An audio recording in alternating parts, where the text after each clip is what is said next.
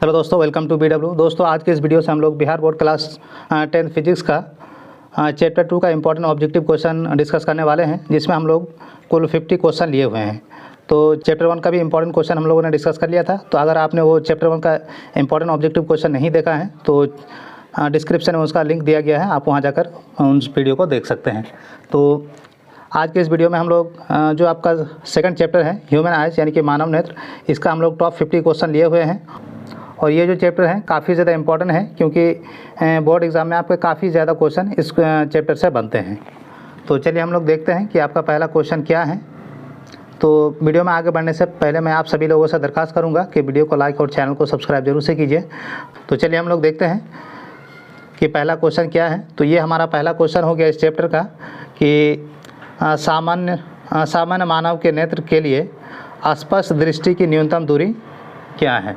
यानी कि कहने का मतलब ये है कि जो सामान्य नेत्र है, यानी कि जो सामान्य मानव है वो मिनिमम कितनी दूरी से किसी भी वस्तु को स्पष्ट देख सकता है। तो पहला ऑप्शन है आपका 10 सेंटीमीटर, दूसरा ऑप्शन है 25 सेंटीमीटर, तीसरा ऑप्शन है 50 सेंटीमीटर और चौथा ऑप्शन है आपका 100 सेंटीमीटर। तो इसका सही जवाब क्या हो जाएगा? तो इसका सही जवाब हो जाएगा आपका 25 सेंटीमीटर। यानी कि कोई भी वस्तु है, अगर हमको उसको क्लियरली देखना है तो कम से कम वो जो कम से कम दूरी है वो 25 सेंटीमीटर तक होनी चाहिए। अगर 25 सेंटीमीटर से अधिक 25 सेंटीमीटर से कम दूरी पर लाते हैं तो वो चीज़ हमको क्लियरली दिखाई नहीं देता है। तो आई होप कि आप लोगों को ये क्वेश्चन समझ में आ गया होगा। अब हम लोग चलते हैं अगले क्वेश्चन की तरफ। अगला क्वेश्चन है हमारा रेटिना पर बनने वाली प्रतिबिंब है, यानी कि जो रेटिना पर बनती है वो किस तरह की इमेज होती है। क्या रियल या रियल एंड इन्वर्टेड, दूसरा ऑप्शन है आपका वर्चुअल एंड इरेक्ट, तीसरा ऑप्शन है आपका रियल एंड इरेक्ट और चौथा ऑप्शन है आपका वर्चुअल एंड इन्वर्टेड। तो इसका सही जवाब हो जाएगा रियल और इन्वर्टेड। अगला सवाल है the power of accommodation of a normal eye, यानी सामान्य आँखों की समायोजन क्षमता कितनी होती है। इसका सही जवाब क्या हो जाएगा? 2D, 4D, 5D या फिर आपका 10D। तो इसका सही जवाब हो जाएगा आपका 5D। अगला सवाल है कि which part of eye control the amount of light entering in the eye, यानी कि नेत्र का कौन सा भाग नेत्र में प्रवेश करने वाली प्रकाश की मात्रा को नियंत्रित करता है।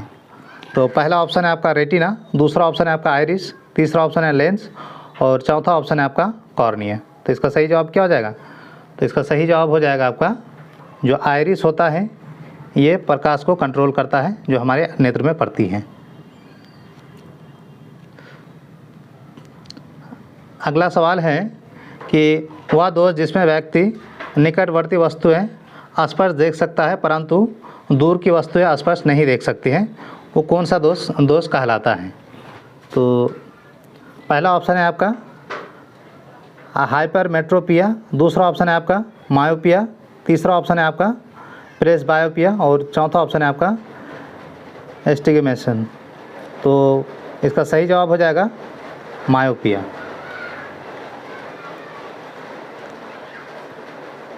अगला सवाल है कि myopia is corrected by using, यानी कि जो निकट दृष्टि दोष को ठीक करने के लिए कौन सा लेंस का यूज़ किया जाता है। तो पहला ऑप्शन है आपका कॉन्वेक्स लेंस, दूसरा ऑप्शन है आपका कॉनकेव लेंस, तीसरा ऑप्शन है आपका बाइफोकल लेंस या चौथा ऑप्शन है आपका सिलेंड्रिकल लेंस।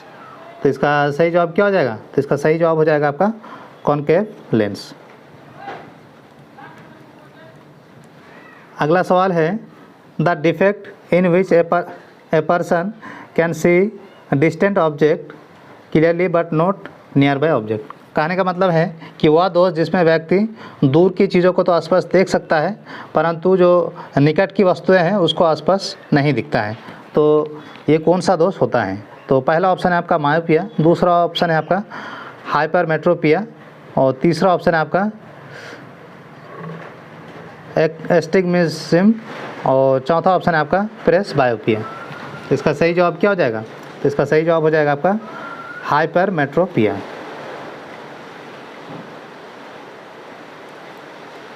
अगला सवाल है कि hypermetropia is corrected by using, यानी कि दूर दृष्टि दोष को ठीक किया जा सकता है कौन से लेंस से? कॉन्केव लेंस है, कॉन्वेक्स लेंस है, सिलेंड्रिकल लेंस है, या फिर आपका प्रिज्म से? इसका सही जवाब क्या होगा? तो इसका सही जवाब हो जाएगा आपका कॉन्वेक्स लेंस से।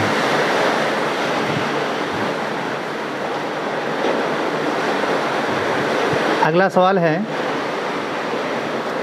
सफ़ेद प्रकाश का 7 रंगों में विभाजन कहलाता है। काफ़ी इंपॉर्टेंट क्वेश्चन है, वेरी वेरी इंपॉर्टेंट क्वेश्चन।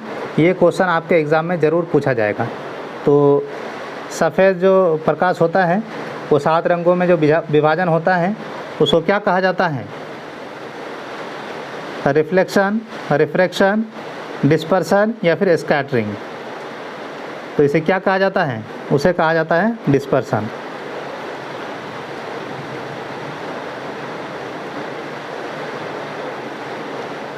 अगला सवाल है कि the band of 7 colour form due to the dispersion of, यानी कि जो 7 रंगों में विखंडन होने वाली पट्टी कहलाता है, यानी जो पट्टी है जो 7 रंगों में विखंडन होती है उसको क्या कहा जाता है? स्पेक्ट्रम, मिराज, हैलो या फिर रेनबो? तो क्या कहा जाता है? इसका सही जवाब हो जाएगा, उसे कहा जाता है स्पेक्ट्रम। अगला सवाल है कि rainbow is form due to, जो इंद्रधनुष बनता है, काफ़ी इंपॉर्टेंट क्वेश्चन है ये भी। ये क्वेश्चन आपको बार बार और हर साल एग्ज़ाम में पूछा जाता है। तो इंद्रधनुष जो बनता है वो किस वजह से बनता है? तो पहला ऑप्शन है आपका डिस्पर्सन एंड रिफ्लेक्शन, दूसरा ऑप्शन है डिस्पर्सन ओनली, तीसरा ऑप्शन है आपका रिफ्लेक्शन ओनली, और चौथा ऑप्शन है आपका स्कैटरिंग ओनली। तो इसका सही जवाब क्या हो जाएगा? इसका सही जवाब हो जाएगा आपका डिस्पर्सन एंड रिफ्लेक्शन की वजह से जो इंद्रधनुष है वो बनता है।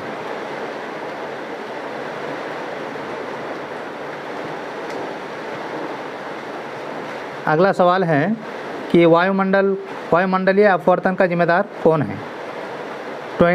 Twinkling of star, shining of moon, और फॉर्मेशन ऑफ रेनबो, या फिर ब्लू कलर ऑफ स्काई?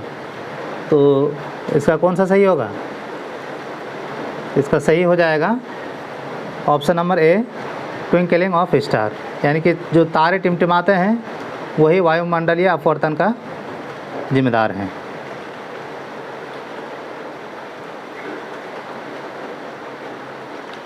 अगला सवाल है कि which phenomenon explain the blue colour of sky, यानी जो आकाश का रंग नीला होता है वो किस कारण से होता है? रिफ्लेक्शन की वजह से होता है, रिफ्रैक्शन की वजह से होता है, डिस्पर्सन की वजह से होता है, या फिर स्कैटरिंग की वजह से होता है? इसका सही जवाब है कि लाइट जब स्कैटरिंग करती है तो इस वजह से जो आकाश है वो नीला दिखाई पड़ता है। अगला सवाल है और क्वेश्चन नंबर 14 है कि खतरे के संकेत की बत्तियां लाल होती है क्यों?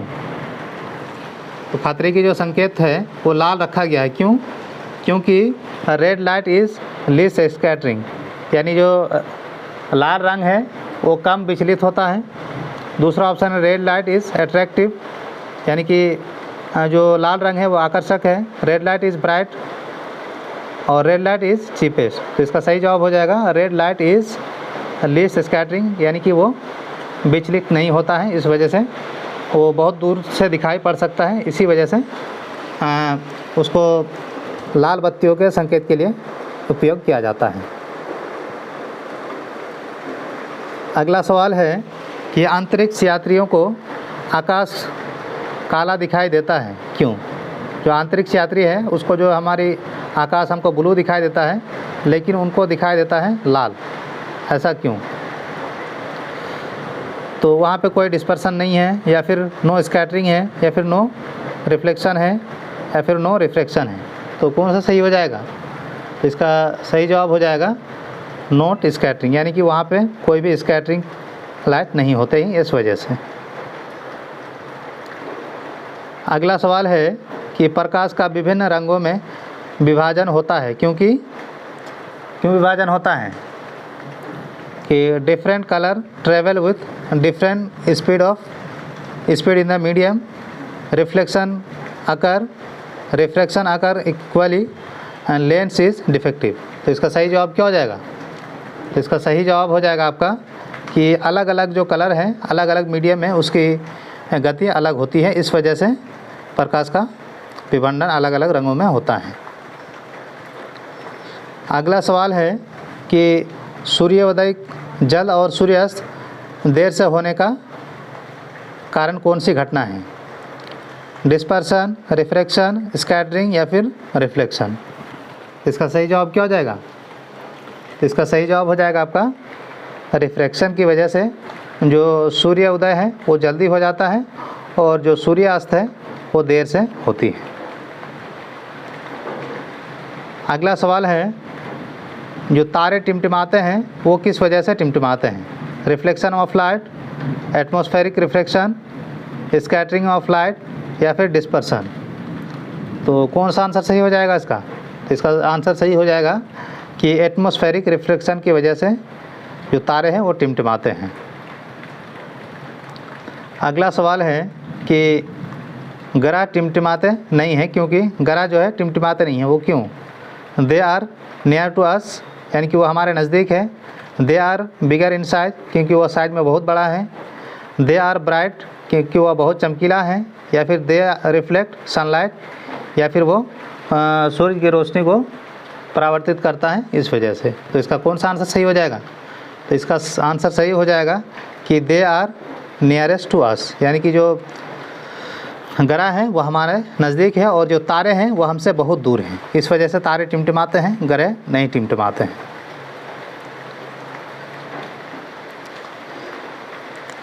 तो अगला सवाल है कि मानव नेत्र की दृष्टि का अस्तित्व क्या है? 1/6 सेकेंड, 1/10 सेकेंड, 1/100 सेकेंड या फिर 1/25 सेकेंड। इसका सही जवाब क्या हो जाएगा? 1/16 सेकेंड हमारा ये होती है। तो अगला सवाल है कि अस्पष्ट दृष्टि की न्यूनतम दूरी को किस में दर्शाया जाता है? एफ से, यू से, डी से या फिर आपका वी से। तो इसका सही जवाब क्या हो जाएगा? तो इसका सही जवाब हो जाएगा डी, यानी कि डायोप्टर से दर्शाया जाता है। अगला सवाल है कि रेटिना क्या है? Light sensitive screen, transparent lens, coloured part of I, outer coating. तो इसका कौन सा जवाब सही हो जाएगा? तो इसका सही जवाब हो जाएगा लाइट सेंसिटिव स्क्रीन होता है रेटिना। अगला सवाल है कि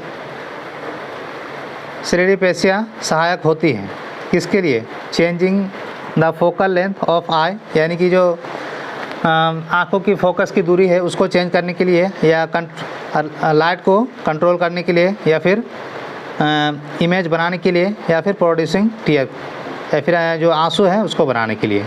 तो उसका सही जवाब कौन सा हो जाएगा? इसका सही जवाब हो जाएगा आपका कि फोकल लेंस को चेंज करने के लिए श्रेणीपेशियाँ हमारी सहायक करती हैं। अगला सवाल है कि एक स्वस्थ मानव नेत्र का सामान्य दृष्टि क्षेत्र क्या होती है? 25 सेंटीमीटर से लेकर इन्फिनिटी तक, 10 सेंटीमीटर से लेकर 50 मीटर तक, 5 सेंटीमीटर से लेकर 100 सेंटीमीटर तक, या फिर 1 मीटर से लेकर 10 मीटर तक। तो इसका सही जवाब है ऑप्शन नंबर ए, यानी कि 25 सेंटीमीटर से लेकर इन्फिनिट तक हम देख सकते हैं एक सामान्य जिसको कोई भी बीमारी नहीं है। अगला सवाल है प्रेस बायोपिया अकर ड्यू टू, यानी बुढ़ापा में दृष्टि दोष होने का क्या कारण है? तो पहला ऑप्शन है कि जो उसका श्रेणी मसल है वो कमज़ोर पड़ जाता है, या फिर जो आई बॉल है वो बढ़ जाता है, या फिर शॉर्टनिंग आई बॉल है वो छोटी हो जाती है, या फिर एक्स्ट्रा ग्रोथ ऑफ लेंस का एक्स्ट्रा ग्रोथ हो जाता है। तो इसका सही जवाब क्या हो जाएगा? तो इसका सही जवाब हो जाएगा कि जो श्रेणी मसल्स है वो कमज़ोर हो जाता है, इस वजह से बुढ़ापा में दृष्टि दोष होने लगते हैं। तो आई होप कि आप लोगों को वीडियो पसंद आया है। अगर वीडियो आप लोगों को पसंद आया है तो वीडियो को लाइक और चैनल को सब्सक्राइब जरूर से कीजिए।